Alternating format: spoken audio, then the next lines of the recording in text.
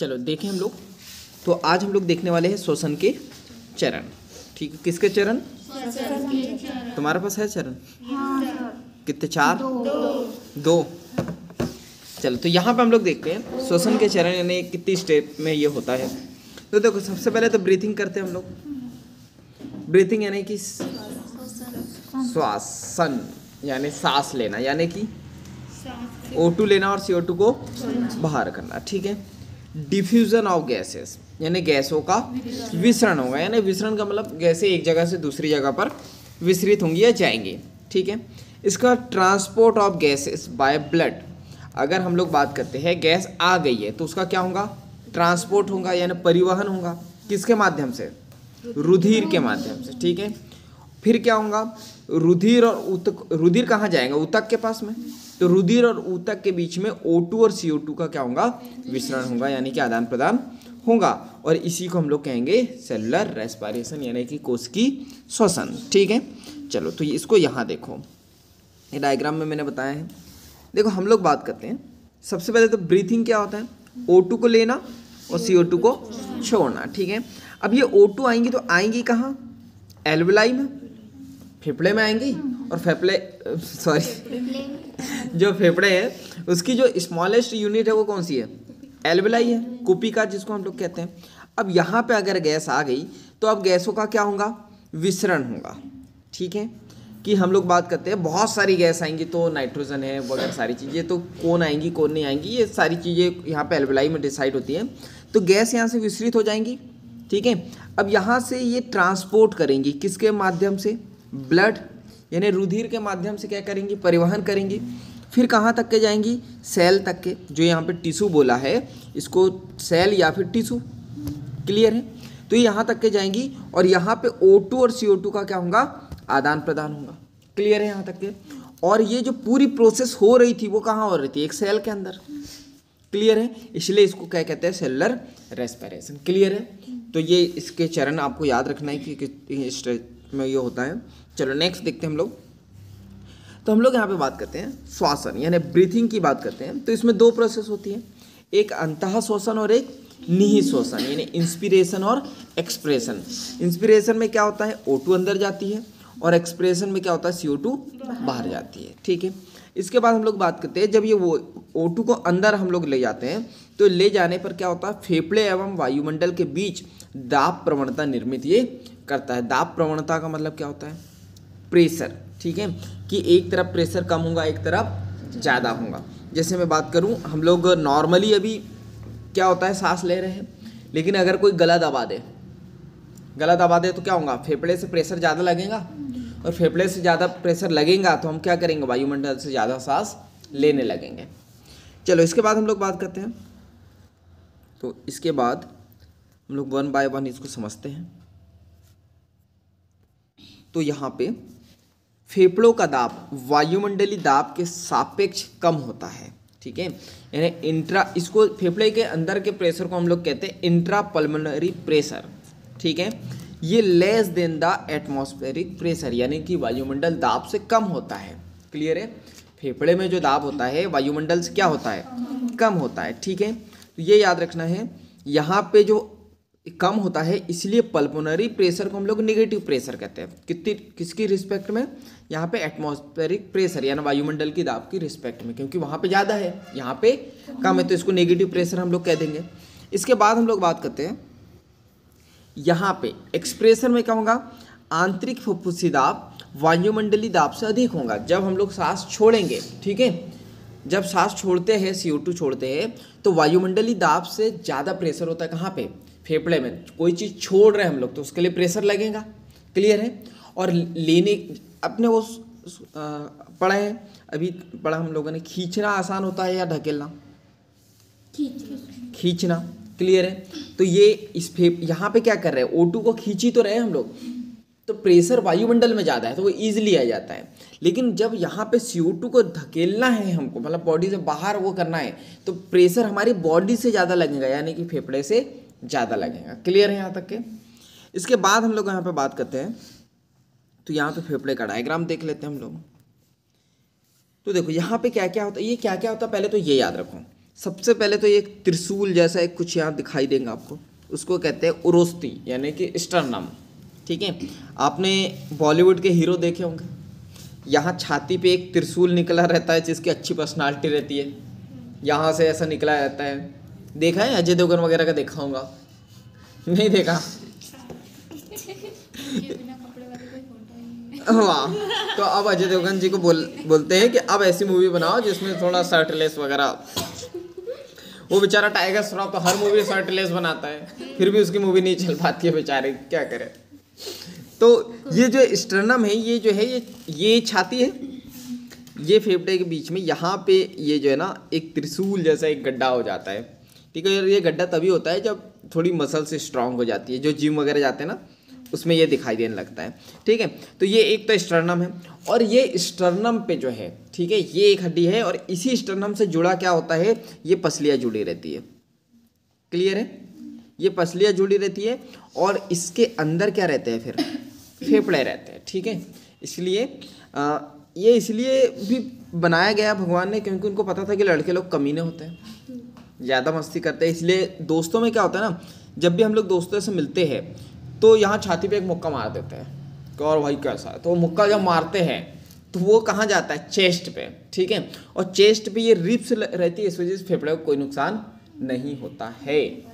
लेकिन अगर मान लो कि ये रिब्स नहीं रहती तो सीधे मुक्का कहाँ लगता, फेफड़े में, फिर फेफड़े से सारी CO2 बाहर निकल जाती, सारी ऑक्सीजन जो है इधर उधर चली जाती है, वो बेचारा सांस नहीं ले पाता ना, और सांस क्या, फिर तो ससुर भी नहीं ले पाता अगर जब फेफड़े पे जो है कोई वार करता तो इसलिए ये रिब्स वगैरह है तो जो है ये फेफड़े जो है सुरक्षित रहते हैं। ठीक है, इसके बाद हम लोग यहाँ पे बात करते हैं, यहाँ पे ये नीचे साइड आपको एक डायग्राम दिखाई देगा, इसको हम लोग क्या कहते हैं, इसको कहते हैं डायफ्राम।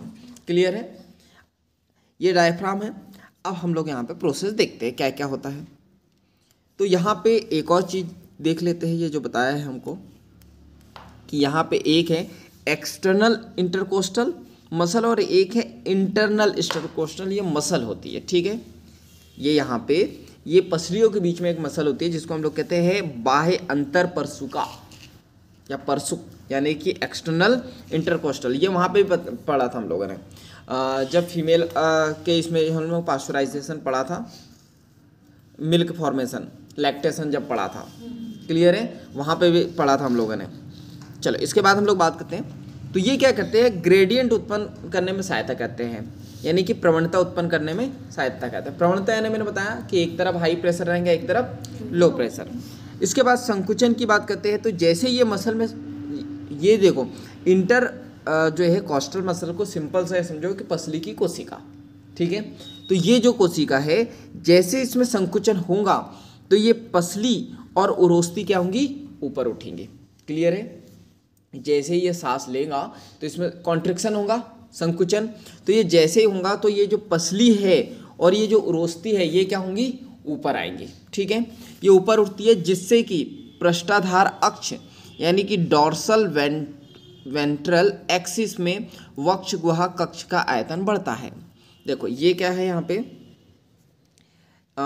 इसमें क्या लिखा है, जो अग्र पश्च अक्ष, ये क्या होता है, एंटीरियर यानी आगे, पोस्टीरियर एक्सिस का मतलब क्या होता है, एक्सिस का मतलब सेंटर यानी कि बीच में, वक्ष गुहा का मतलब, वक्ष का मतलब क्या होता है, छाती, और गुहा का मतलब होता है कैविटी। क्लियर है, तो ये वक्ष गुहा का आयतन यहाँ पे बढ़ेगा, ये याद रखना है। जैसे ही ये जो पसली की जो कोशिका है इसमें संकुचन होगा तो ये याद रखना, इसके साथ साथ क्या, ये पसली और उरोस्ती ये ऊपर उठेंगी, और जैसे ऊपर उठेंगी तो ये जो वक्ष गुहा है इसका आयतन क्या हो जाएगा, ऐसा फैल जाएगा, ऐसा क्या हो जाएगा, फैल जाएगा। तो जैसे ही ये फैलेगा जिसके कारण फुफ्फुस के आयतन में जो है समान वृद्धि होगी। फुफ्फुस का आयतन यानी कि फेफड़े का, भाई अगर ये जो ये देखो ये पसली वगैरह तो सब ऊपर है, इसके नीचे चेस्ट है, तो अगर ये पसली वगैरह में कोई प्रेशर बढ़ेगा तो जो फुफ्फुसी दाब है यानी कि जो यहाँ पे किसके फेफड़े का जो प्रेशर है वो भी वायुमंडल दाब से क्या हो जाएगा, कम हो जाएगा, जिसकी वजह से बाहर की वायु बलपूर्वक फेफड़े के क्या हो जाती है, अंदर आ जाती है। क्लियर है, इसी प्रोसेस को हम लोग यहाँ पे कहते हैं इंस्पिरेशन यानी कि अंतः श्वसन।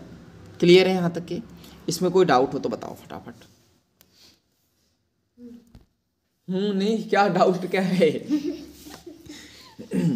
डाउट क्या है ये बताओ, या समझ में आ गया? आ गया, ठीक है।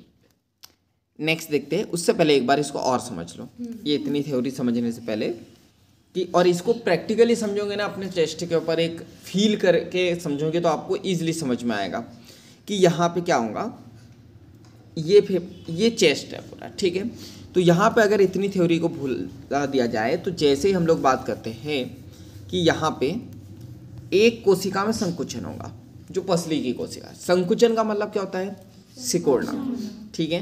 कोशिका सिकुड़ेंगी, तो जैसे ही कोई चीज़ सिकुड़ेंगी, जैसे आपने बलून देखा है, अब जैसे ही दबाते हो तो आउटसाइड से फैल जाता है, ठीक है। तो वही यहाँ पे भी होगा कि एक जगह से दबा कोई चीज़, ठीक है, जैसी दबी चीज़, तो यहाँ पे जैसे ये चीज़ दब गई तो जो पसली और उरोस्ती है ये क्या हो जाएंगी? ये ऊपर उठेंगी। क्लियर है? ये मसल में बात करूँ, ऐसी दबेंगी तो ये चीज़ बाहर आएंगी ऐसी। क्लियर है? तो ये चीज़ ऊपर उठेंगी, क्या? पसलियाँ और उरोस्ती। ये पसलियाँ और ये उरोस्ती ऐसी ऊपर उठेंगी। और याद रखना, जब ये ऊपर उठेंगी तो ये जो डायफ्राम है ये नीचे दबेगा। क्लियर है? ये जैसे ऊपर उठेंगी तो अब आपको ये फील नहीं होगा, डायफ्राम आपको लगेगा कि ये भी ऊपर आ रहा है, लेकिन ये ऊपर नहीं आ रहा है, ठीक है। ये पसलियाँ वगैरह ऊपर आती है और ये जो डायफ्राम है वो कहाँ जाता है? नीचे जाता है, ठीक है। इसके साथ साथ और क्या होगा, जैसे ये चीज़ें ऊपर जाएंगी, कौन सी? पसली और उरोस्ती। तो जैसे ये ऊपर जाएंगी तो आपको ये याद रखना, ये जो छाती की जो जगह है, हम लोग बात करते हैं फुफ्फुस का आयतन, ये क्या हो जाएगा? ये बढ़ेगा। क्लियर है? यानी जो वक्ष गुहा का जो आयतन है वो क्या हो जाएगा? बढ़ जाएगा। क्लियर है? और जैसे ही बढ़ेगा तो हम लोग बात करते हैं यहाँ पे जो फुफ्फुस का दाब है, देखो कोई चीज़ को दबा रहे तो प्रेशर क्या होगा, यहाँ पे फुफ्फुस के आयतन के समान वृद्धि होगी और फुफ्फुसी दाब वायुमंडल दाब से क्या हो जाएगा? कम हो जाएगा। और जबकि वायुमंडल में क्या रहेगा? दाब अधिक रहेगा, तो वहाँ से गैस ईजिली यहाँ पे आ जाएगी। क्लियर है यहाँ तक के? चलो नेक्स्ट देखते हैं। तो बस यहाँ 2-3 चीज़ें याद रखनी है कि क्या क्या याद रखोगे। जो पसली है उसमें संकुचन होगा, पसली उरोस्ती ऊपर जाएंगी, ठीक है, और यहाँ पे वक्ष गुहा का आयतन बढ़ेगा। क्लियर है? और यहाँ पे डायफ्राम क्या होगा? संकुचन होगा। ये यहीं से क्वेश्चन आएंगे, बस ये इतनी चीज़ों से। क्लियर है यहाँ तक के? चलो नेक्स्ट देखते हैं। इसके बाद हम लोग बात करते हैं निःश्वसन। निःश्वसन में सेम इसका उल्टा होगा, ठीक है, कि अब देखो क्या होगा, पिछले इसमें क्या हुआ था, जो अंतर परसुका पेशी थी उसमें क्या हुआ था? संकुचन। अब इसमें हो जाएगा रिलैक्सेशन। जो पसली में कॉन्ट्रिक्शन होगा वो अपनी जगह पर रिटर्न भी तो आएंगी, ये रिलैक्स हो जाएंगी। अब रिलैक्स होने की वजह से क्या होगा? उरोस्ती अपने सामान्य स्थान पर वापस आ जाएंगी। पहले ऊपर गई थी, अब वो नीचे आ जाएंगी। डायफ्राम जो है संकुचन हुआ था, अब ये भी रिलैक्सेशन हो जाएगा, जिसकी वजह से ये वक्षीय आयतन पहले बड़ा था ना, अब क्या हो जाएगा? घट जाएगा। अब फुफ्फुसी आयतन भी घट जाएगा। क्लियर है? जिसकी वजह से जो फुफ्फुसी दाब है वायुमंडलीय दाब से क्या हो जाता है? अधिक हो जाता है। याद रखना, पहले कम हुआ था, अब क्या हो जाएगा? अधिक। याद रखना, यहाँ पे क्या हुआ था? पहले फुफ्फुसी दाब बड़ा था, आयतन बड़ा था, ठीक है। आयतन यानी कि ऐसा, ठीक है, आयतन यानी कि ऐसा। तो पहले जो प्रेशर था वो क्या हो गया था? कम, क्योंकि जब आयतन बढ़ता है तो प्रेशर क्या हो जाता है? कम, ठीक है। इसके बाद हम लोग यहाँ पे बात करते हैं, और यहाँ पे क्या हुआ है? फुफ्फुसी दाब क्या हो गया? घट गया है। तो जैसे ही घटेगा वायुमंडलीय ये जो प्रेशर है ये क्या हो जाएगा? बढ़ जाएगा, और ये वायुमंडलीय दाब से क्या हो जाएगा? अधिक हो जाएगा, और फेफड़े की हवा क्या हो जाएंगी? बाहर चल जाएगी। क्लियर है? कोई डाउट इसमें? अब यहाँ पे जो क्वेश्चन आएगा वो 2-3 चीज़ों से ही आएगा, ये याद रखना, बार बार बोल रहा हूँ। पसली में क्या हुआ? ये पसली की कोशिका में क्या हुआ ये याद रखना कि ये शीतलन हुआ या फिर रिलैक्सेशन हुआ। ये उरोस्ती और डायफ्राम कब ऊपर गया, कब नीचे आया, ये डायफ्राम में संकुचन हुआ या शीतलन हुआ, ठीक है। ये इसका वक्षीय आयतन में क्या बढ़ा या घटा, जो फुफ्फुसी प्रेशर है बढ़ा या घटा, बस इतनी चीज़ें। क्लियर है यहाँ तक के? चलो नेक्स्ट देखते हैं। तो हम लोग यहाँ पे बात करें, अतिरिक्त उदरी पेशी की सहायता से जो है अंतः शोषण और निःश्वसन में जो है की क्षमता बढ़ा सकते हैं। देखो, अतिरिक्त यानी जो प्रेशर लग रहा है वो तो लग ही रहा है। उदरी का मतलब क्या होता है? पेट। जो पेट की जो पेशियां है वहाँ से अगर कोई प्रेशर लगे तो हम लोग जो सांस लेना और छोड़ना उसकी क्षमता बढ़ा सकते हैं। बाबा रामदेव को देखा होगा आपने, बाबा रामदेव आपको बताते हैं कि पेट से सांस लो, पेट से सांस लो। क्यों? ताकि पेट से जब प्रेशर लगेगा तो आप बहुत ज़्यादा ऑक्सीजन ले भी पाओगे और CO2 को छोड़ भी पाओगे, जिससे श्वसन अच्छा होगा। ठीक है, ये याद रखना, यहाँ से क्वेश्चन आता है।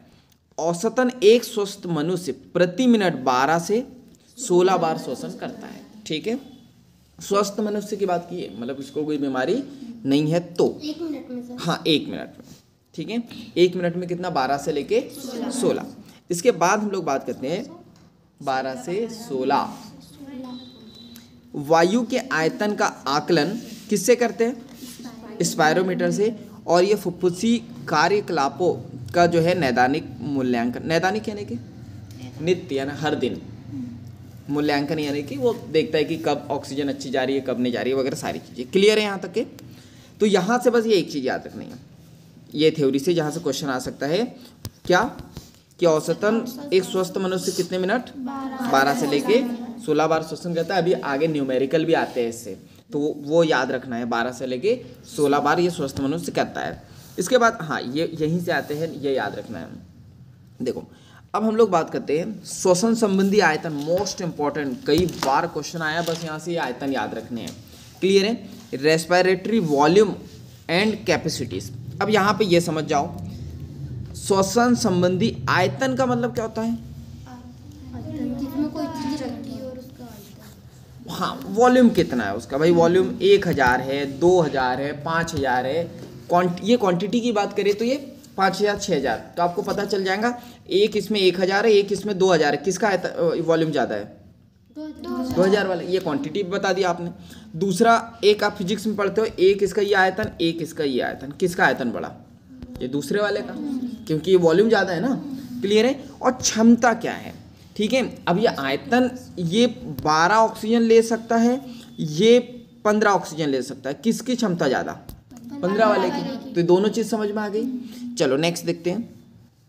तो ज्वारीय आयतन, जिसको हम लोग कहते हैं टाइडल वॉल्यूम, जिसको टीवी कहते हैं, शॉर्ट में भी याद रखना है और शॉर्ट को फुल में भी याद रखना है। ठीक है, तो सामान्य श्वसन क्रिया प्रति श्वास अंतः श्वसित या निश्वसित वायु का आयतन लगभग कितना होता है? 500 ml। समझ में आया क्या? सामान्य श्वसन क्रिया यानी अभी कोई प्रेशर नहीं लगा रहे हम इधर उधर से, जैसे अभी श्वास चल रही है वैसी सामान्य क्रिया चल रही है, तो प्रति श्वास अंतः श्वसित यानी कि हम सांस ले रहे हैं और छोड़ रहे हैं, तो तब वायु का आयतन कितना होगा? लगभग 500 ml। ठीक है, अर्थात स्वस्थ मनुष्य लगभग 6000 से लेके 8000 मिली वायु प्रति मिनट की दर से जो है अंतः श्वसित और निश्वसित कर सकता है। क्लियर है यहाँ तक के? अब हम लोग यहाँ पे बात करते हैं 1 मिनट, यहाँ पे 12 से 16 ना। ठीक है, ये देखो यहाँ पे आप देखो, यहाँ पे वॉल्यूम की बात करें, स्वस्थ मनुष्य में कितना है? 500 ml। स्वस्थ मनुष्य लगभग 6000 से लेके 8000 मिली वायु जो है प्रति मिनट की दर से क्या कर रहा है? अंतः श्वसित और निश्वसित। और यहाँ से ये जो किया हुआ है ना, ये देखो क्या किया है? 12 × 500 किया है क्या? और 16 × 500 किया है। ठीक है, हाँ वो 16 है। ठीक है, तो ये क्यों किया है? 12 में से 6000 नहीं, क्यों किया है ऐसा? क्या?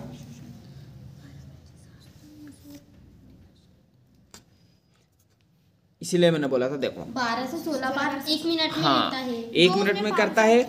और यहाँ पे जो आयतन आपको बताया कितना है? 500 है, तो वो इंटू करके ये आया 6000 से लेके 8000।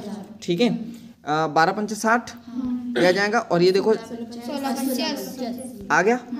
क्लियर है? तो ये याद रखना, ये एनसीईआरटी नहीं दिया है, लेकिन ये आपको वहाँ मैंने पहले बताया कि 12 से लेके 16 बार क्या होता है, हम लोग स्वस्थ मनुष्य सांस लेते हैं। इसके बाद बात करते हैं IRV यानी कि इंस्पिरेशन रिजर्व वॉल्यूम। क्या होती है ये? वायु आयतन की अतिरिक्त मात्रा जो बलपूर्वक अंतः श्वसित कर लिए। नॉर्मल सांस ले रहे थे, लेकिन किसी व्यक्ति ने बलपूर्वक यानी बलपूर्वक, बाबा रामदेव का वीडियो देख लिया होगा, और बलपूर्वक जो है किसी ने ले लिया है अतिरिक्त प्रेशर लगा के, तो वो कितना हो सकता है? 2500 से लेके 3000 ml ये औसतन हो सकता है IRV। यानी कि रिजर्व जो कर लिया हो, अतिरिक्त। क्लियर है?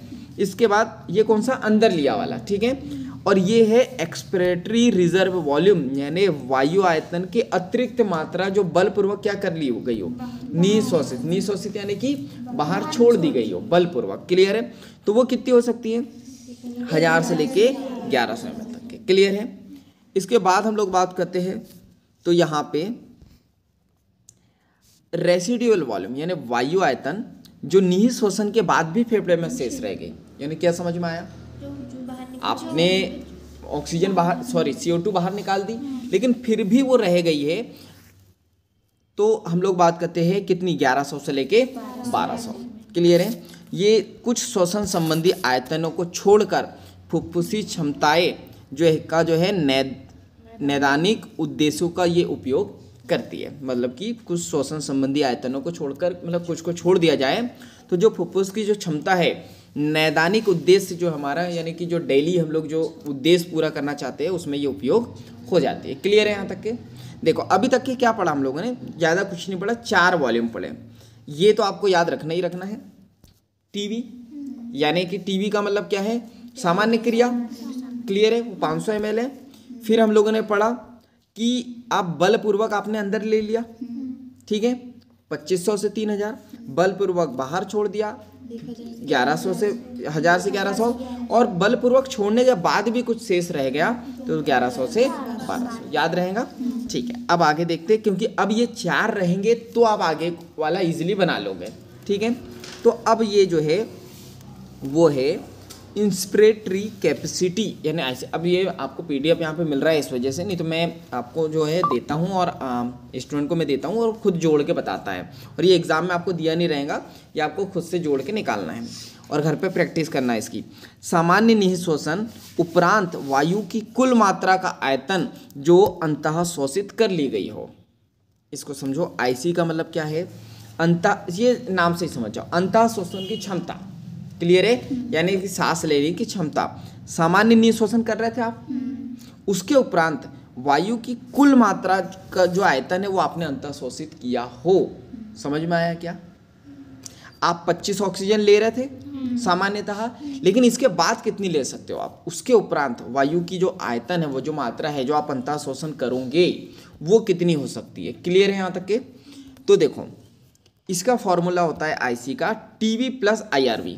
TB कितना था 500, IRV 2500, दोनों को जोड़ के कितना आ जाएगा 3000 आ जाएगा। लेकिन यहाँ 3500 क्यों लिखा है? क्योंकि इसलिए लिखा है क्योंकि IRV देखो कितना है, IRV कहाँ गया, 2500 से लेके 3000। तो यहाँ पे क्या 2500 लिखा है, लेकिन 2500 की जगह 3000 भी तो हो सकता है। तो अगर 2500 हुआ तो 3000, और अगर अपन ने यहाँ पे 3000 लिखा होता तो ये कितना हो जाता, 3500 हो जाता। इसलिए अपन ने लिख दिया 3000 से लेके 3500। क्लियर है यहाँ तक के? चलो नेक्स्ट देखते हैं। निःशोषण क्षमता। ठीक है, निःशोषण क्षमता यानी एक्सपिरेटरी कैपेसिटी यानी EC, क्या इसको बोलेंगे, सामान्य अंतः शोषण उपरांत वायु की कुल मात्रा जो उसका सेम उल्टा। ठीक है, निःशोषण कर सकते हैं, लेकिन यहाँ पे याद रखना पहला वाला सेम है, सामान्य अंतः शोषण किया यानी आपने सांस ली, उसके उपरांत वायु की कुल मात्रा कितनी बची है जिसको आप क्या कर सकते हो, निःशोषित कर ली गई हो, यानी आपने छोड़ दी गई हो CO2। ठीक है, तो क्या है इसका formula, TB plus ERV। TB कितना था 500 प्लस ERV बताना फटाफट कितना है, 1000 से 1100। ठीक है, सॉरी ये है 1100। ठीक है, कितना हो जाएगा फिर ये, मतलब EC कितना होगा फिर 1500 से लेके 1600। क्लियर है? तो ये आपको याद रखना है, ये कितना हो जाएगा 1500 से लेके 1600।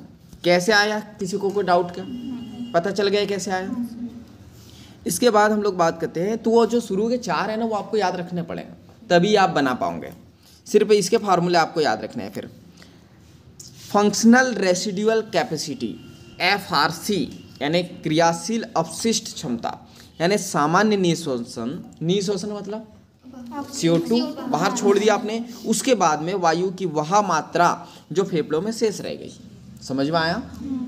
निःशोषण कर दिया, CO2 बिल्कुल छोड़ दिया आपने, पूरी बाहर निकाल दी, लेकिन फिर भी कुछ मात्रा फेफड़े में बच गई, तो वो कितनी होगी? तो ERV प्लस RV। ERV कितना है बताओ फटाफट। ERV कितना? 1000 से 1100 प्लस RV 1100 से 1200। कितना होगा जोड़ बताओ। 1100 से 1200 कितना होगा? आती थोड़ी बहुत मैथ आती? अरे बहुत बढ़िया, बहुत बढ़िया। अरे आती है, हाँ। आगे आगे आगे, बस पहुंच गई। 2100 से, वाह बहुत बढ़िया, गाड़ी अटक गई।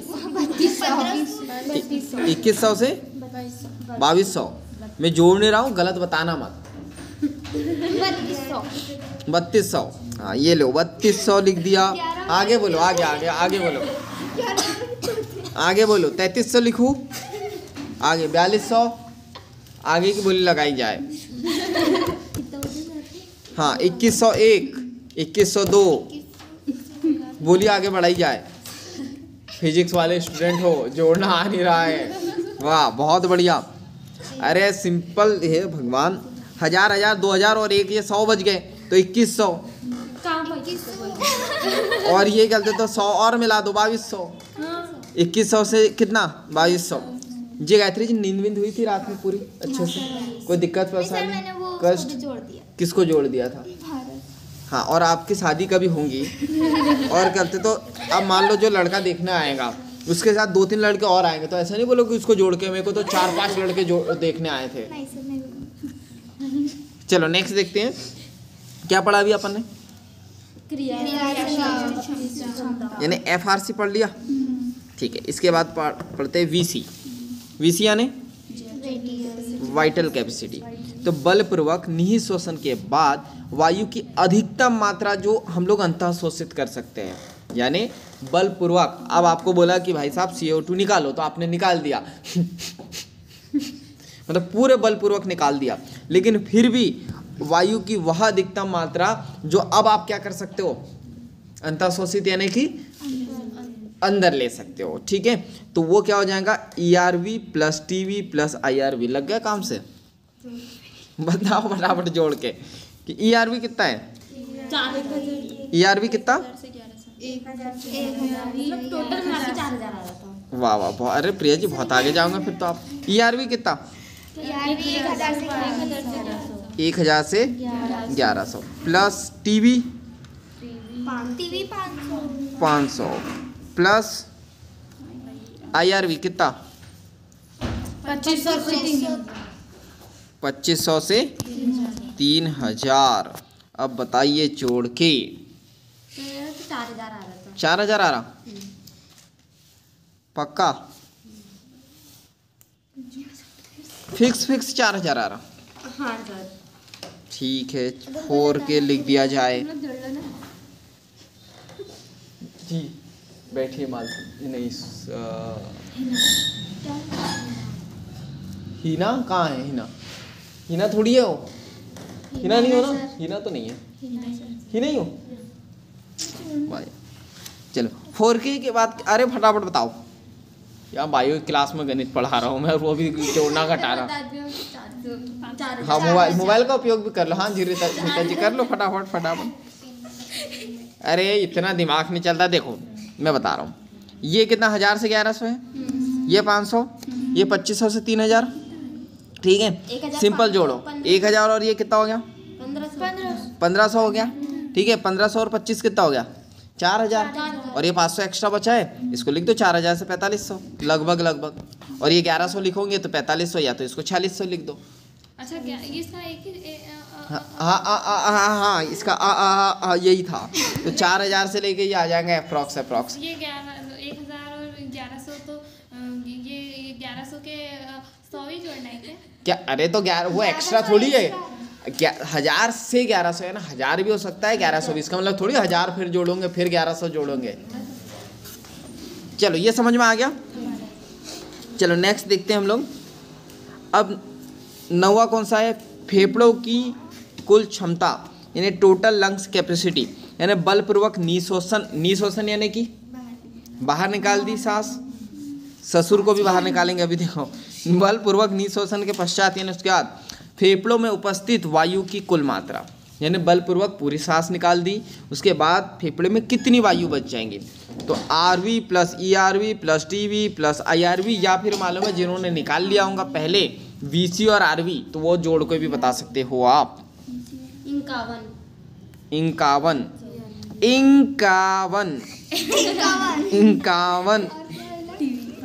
एक मिनट। 51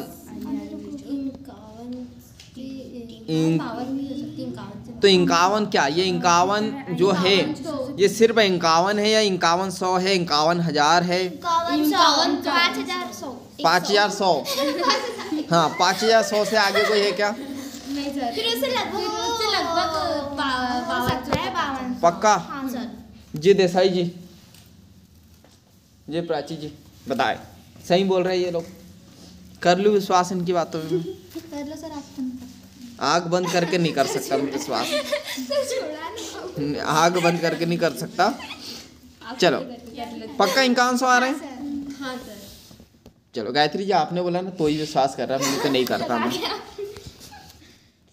देखो इसके बाद लास्ट, ये एनसीईआरटी नहीं दिया है लेकिन याद रखना, डेड स्पेस शायद दिया हुआ है, देख लेना एक बार। डेड स्पेस की बात करते हैं, ये होता है 140। कैसे? देखो हम लोग बात करते हैं, यहाँ पे 500 था स्वस्थ व्यक्ति, इसको यहाँ पे ट्रैक किया गया तो ये 140 मिला, ठीक है। इक्वल टू कितना हो जाएगा? यहाँ पे ये 140 जो है ना, यहाँ क्या होता है 500 होता है, लेकिन यहाँ तक 100 मिनट। ये डेड स्पेस का मतलब क्या है? 500 स्वस्थ व्यक्ति में पढ़ा था हम लोगों ने, लेकिन क्या होता है ना, ये 500 तो कुपिका तक के जाती है। ये मान लो कुपिका में आई, ठीक है, पहले तो फेफड़े में आई, फेफड़े से कहाँ जाएंगी? कुपिका तक के।